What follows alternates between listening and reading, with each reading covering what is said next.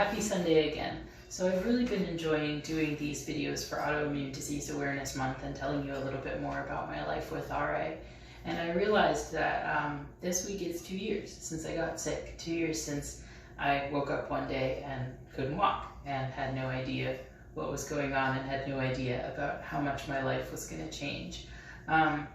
One of the things that I haven't really touched on in these videos is the diagnosis process. And for a lot of people, this can take years. I was actually really, really lucky.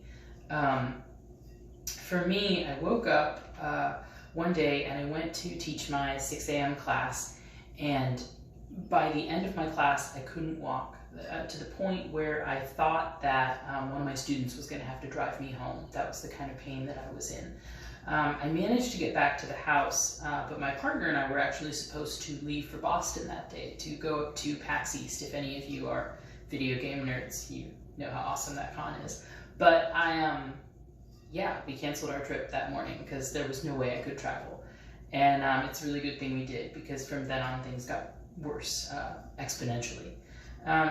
But the weird thing was that I happened to be in physical therapy at the time for a what I thought was a shoulder injury. Turned out to just be an RA flare, but they thought I had tendonitis in my shoulder. And I went in to see my physical therapist one morning, and my left hand was swollen to like the size of a softball. My little silicone band here was looked like a little tourniquet around my finger. But she goes, I really think you should go get tested for an inflammatory disease. And I thought, well, that's weird. Well, maybe it's not so weird. My aunt has rheumatoid arthritis. My dad has ulcerative colitis. Clearly, autoimmune runs in our family. So I went off to my PCP. She checked me for rheumatoid factor, something called your sediment rate, and a couple of other markers that all came up a little bit off the charts. So yes, I was referred to a rheumatologist relatively quickly. The unfortunate fact of health insurance in the United States: there were literally, in the DC metro area, only 2 rheumatologists covered by my insurance, and one of them is out in Loudoun County, which is a good hour from me without traffic. So I was very lucky to get an appointment with Dr. Kempf at Virginia Hospital Center relatively quickly, speaking, maybe 6 weeks out. And I've been a patient of his now for a little under 2 years, and he's been taking really, really good care of me.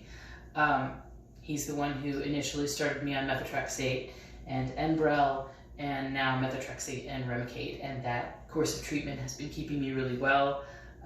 Over the last 6 months, I've really only had 2 major flares that have taken me down for any significant period of time. So yeah, I consider myself extremely, extremely lucky. But yeah, that's a little what the diagnosis process can be like. And like I said, that's really, really short. Many people wait years. A lot of people don't have their pain taken seriously until something really bad happens. So yeah, that's a little about what that's like.